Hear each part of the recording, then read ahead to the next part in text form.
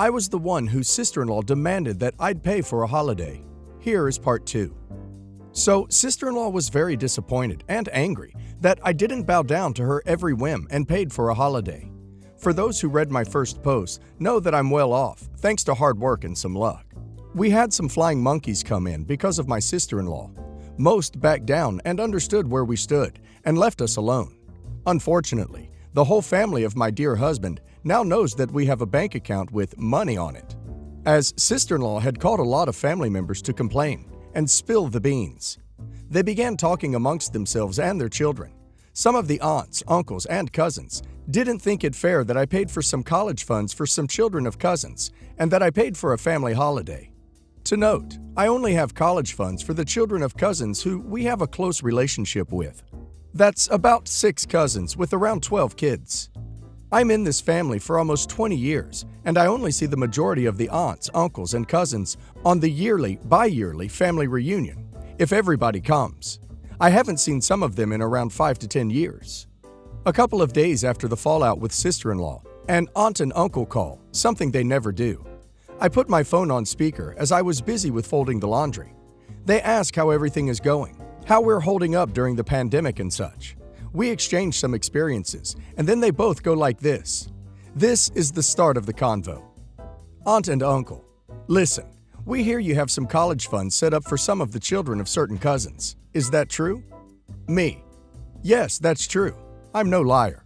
Aunt and uncle, is it true that you took mother-in-law, father-in-law, sister-in-law 1, sister-in-law 2, and family with you on a holiday? Me, yes. Aunt and uncle, you also have a holiday home, yes? Me, we do, but why do you want and need to know? Aunt and uncle, we never knew you had so much money. Me, well, a lot of hard work, sacrifices, dedication, and luck were part of it. Aunt and uncle, aha. Well, you have to pay for our grandchildren's college funds as well. And we want to go on a holiday with our children too. We deserve it too. Me, shocked silence. Aunt and uncle, we're family, so you have to pay. Me, less shocked silence.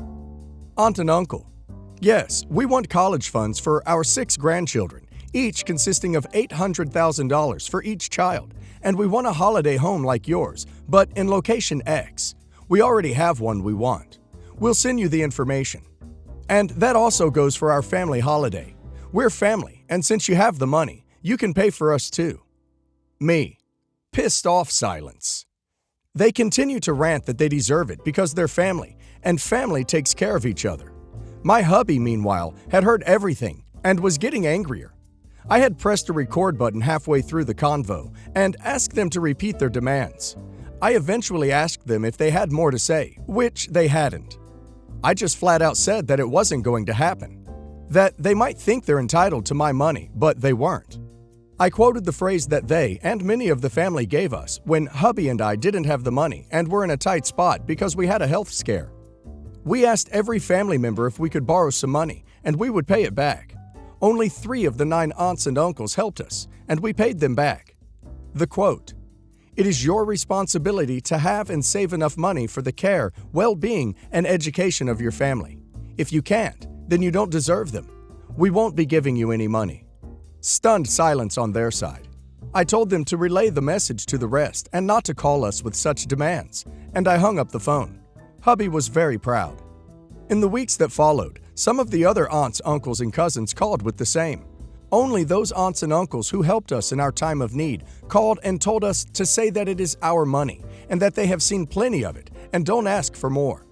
One cousin called and asked for a certified loan for a down payment on a house, something I have agreed to.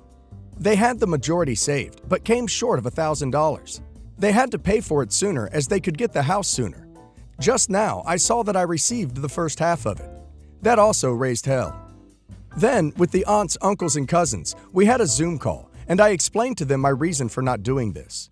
I told them that they could always come when they truly needed financial help, but under legal contracts so that neither party would feel themselves screwed over. Cousin who borrowed money even showed the certified, notarized loan. Most seemed to understand. Not entirely happy, but they knew they could come for help. But for some, it wasn't. Then came the cherry on top. I came home last week on a weekend to find a lot of parked cars in an otherwise almost empty street. I had to pass by my house in order to park somewhere else. And around 15 to 20 of aunts, uncles, and cousins had gathered in the front yard. So much for social distancing. Afterwards, it were 3 aunts, 3 uncles, and some cousins and their spouses. I parked the car and walked back home. Now, here is something that few people know. I have security cameras around my home that record sound as well. Another thing that a few people know: don't mess with me. I am told that my right hook is very painful. So, while walking back, I called the non-emergency line for our local police station. I told them the situation and telling them that crap might hit the fan. If they could come and assist in case it got out of hand. They would send some cops, and crap hit the fan. The moment I stepped inside of people, they started screaming, cursing, telling me to pay up or they will make sure that I'll pay, one way or the other, all the while cornering me. Some of them poked their finger close to my face and in my chest and arms. I told them multiple times to stop what they were doing and leave. Sometime through this, more cops were called by some neighbors as well, and when they arrived, were trying to get to me. Then one uncle made a mistake. He slapped me. A man of about 6'3" slapped me. A woman of just 5'2" across the face in full view of the cops. The crowd went silent as he put his face almost in my face and went on a rant that I had to obey him as one of the elders of the family, all the while with his hands raised as he would slap me again. He couldn't continue his rant. I knocked him to the ground. He stayed down, not unconscious, but quite rattled and stunned that I had punched him. This was apparently what the cops needed as well. The family members were stunned, and the cops managed for them to get away from me. They were pissed. A couple of the aunts, uncles, and cousins managed to make a run to their car and drive away. The rest got to meet with some very angry cops, some fines for breaking social distancing rules, and the expectation that charges might be pressed against them. To shorten the novel already, I'm fine, had some bruised fingers, uncle had a broken cheekbone, and my lovely cameras are now in the hands of the DA. The other family members have distanced themselves from the crap that happened. To be honest, I feel really crappy. I feel like dividing a family because I just don't hand out money. Hubby says that this is money that I worked hard for, so I get to decide what happens. Still, I'm thinking of setting some college funds aside for the rest of the children, though I'm doubting that. It would also seem that I don't stand my ground and can be persuaded with violence, threats, and harassment. I'm so sick of it. Edit. To keep myself from repeating, I've pressed charges against my uncle for the little love tap he gave me. Thankfully, my uncle has not filed countercharges for the love tap I gave him in return. I've been told he asked for anger management courses and a psychological evaluation without prompts. His statement is that he got carried away and felt he was being egged on. He also wrote that he was extremely sorry and never meant to hurt me. I don't know what to believe. I know this behavior is out of character for him. He and his wife also contacted my lawyer with a written apology already. All those present had to give statements, and one red thread emerged. They were there because the aunt and uncle who called me first, the ones from this post, had said they all should and see if they could convince me. As for charges concerning the others who were present, my lawyer is looking if they can get charges to stick for harassment. He is also looking if the instigators can be charged with a number of things. That guy is having a field day. He loves this. Those who are not involved have sent texts, called, and sent me emails telling me that they're sorry for the behavior of their spouse, sibling, parent. They have not asked me to drop charges or anything though, just apologies. BS. This is them dividing a family because they're demanding your money. You've been more than generous with family already. I will never understand people who just demand money from others. Even if you, OP, had just won the lottery and it wasn't all hard work and sacrifice, so what? It's not on you that they want money. I mean, would I love for someone to pop in and pay off my kids' student loans? Sure. Would I demand it of them? No. Heck, I wouldn't even ask. Why are my decisions anyone else's responsibility? Update. What I want to start with is that this behavior is out of character. This is my hubby's family, and they have always been hardworking themselves, saved money, and family-oriented. They do not all have jobs that earn a lot. Them not loaning money when we needed it is because they don't like loaning money. They were afraid of not getting it back, as they also needed it. However, the comment they made then hurt. We talked about it at the time. They understood it then and apologized. Also, Hubby and I have a strong feeling that Blabbermouth's sister-in-law has said some things to them for them to go nuts. At the moment, this is just a hunch. We'll see what time will tell us. So, for them to pounce on me like this is not normal behavior for them. It doesn't change a thing though. Since the incident, I have talked to cousins, aunts, and uncles. On advice of my lawyer, sent an email that I do not want to be contacted by them at this point, as the visitors might face a lawsuit, as does little Love Tap Uncle. I gave them the contact information of lawyer if they so wish or need. I asked them to respect this. I also advised the visitors and Love Tap Uncle to find legal advice due to the circumstances. As of now, they respect this, as we have not received calls, texts, and emails. Only one cousin is in contact with hubby. This is the cousin who has the certified loan, and thus we need to be in contact with each other. He told hubby that the visitors and Love Tap Uncle are very ashamed of themselves and realized they fluffed up enormously. He has heard some talk about mediation. Love Tap Uncle even cried in front of him. A man who never cries. It seems genuine, but I'm cautious. I've read the responses and don't feel guilty anymore. I'm a person who helps when needed, always have. Even when we didn't have a lot of money, people were always welcome to stay for dinner and a night or two to get back on their feet.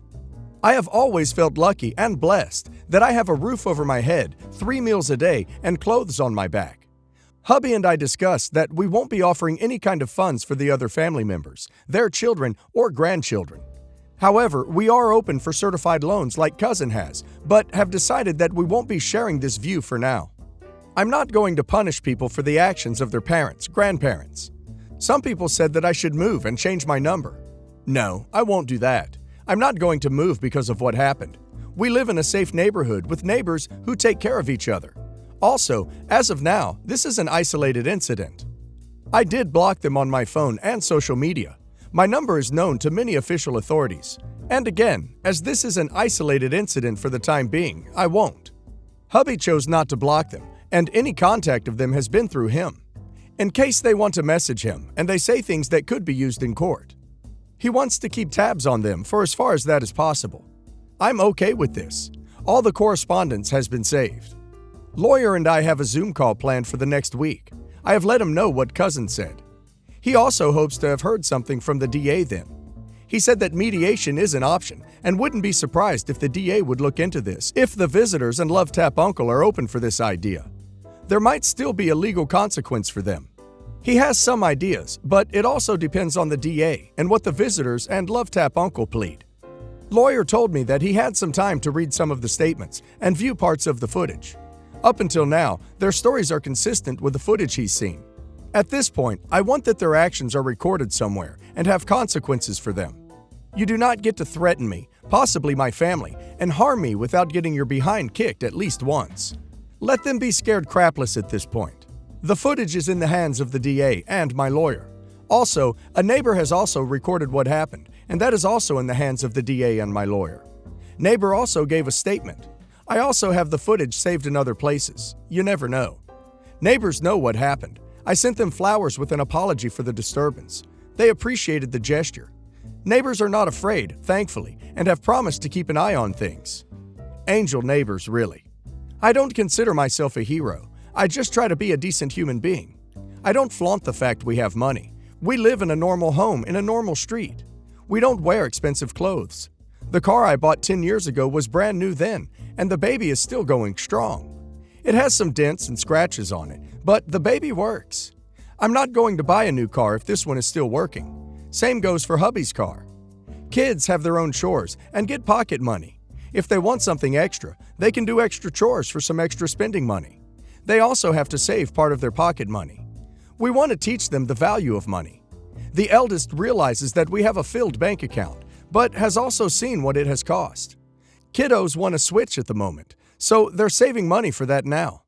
We will pay for a certain amount, and the rest they have to get for themselves. So we just try to be an average family. Update 2. I don't believe it. This is a joke. It has to be a joke. Lawyer friend. I don't believe it. This is a joke. It has to be a joke. First joke. I think someone has found out where we live. We woke up last Sunday to find the tires of the cars slashed. All of them. Not only that, it has some wonderful artwork on both sides of the car. AKA, It was scratches. So, what did little old me and hubby do? If you guessed check the security footage, pat yourself on the back. You got it right. Our cars have dash cams that record 24/7 and are parked several streets over. Security measures number, I lost track of them all.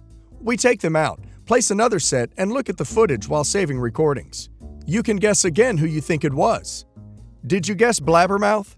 Then I'm sorry to disappoint you. It was one of hubby's cousins, the one who thought that I should just hand over the money, bow down to the will of the family, and that hubby should get his woman in line. Remember him? I certainly do. Police were called, and we handed over security footage alongside pictures of said cousin's social media address, phone number, and email. Better be thorough, right? Afterwards, hubby called his mother to see if she, either by accident or not, spilled the beans. For now, she didn't. She and father-in-law are thinking hard if they might have missed something. I called my family, and they are also thinking hard if they said something to someone. And second joke. Blabbermouth and brother-in-law have filed a lawsuit against me, and to an extent, hubby. Guess for what? If you guess defamation, then dance your own wonderful dance. Since Blabbermouth is a social pariah in the family and in hometown, she blames me for all her woes in this. People in hometown talked, and a lot of them look at her with an upturned nose. They don't like that at all. Life has become somewhat uneasy for them. I wonder why. She's claiming that I'm the one who apparently blabbed outrageous lies to people in the town's gossip machine and caused her drama. Fun part is, it was her own mother. Because she was so upset with what was happening, she talked and told a lot to a lot of people. Lawyer is still rolling over the ground laughing. They demand compensation for their ruined reputation. They are willing to settle to keep it out of court. He has already started on the answer. When I saw the letter, I was angry and humored at the same time. Really, Blabbermouth? That's your game plan now? Very well. Game's on. So, who else's jaw has dropped to the depths of the sea?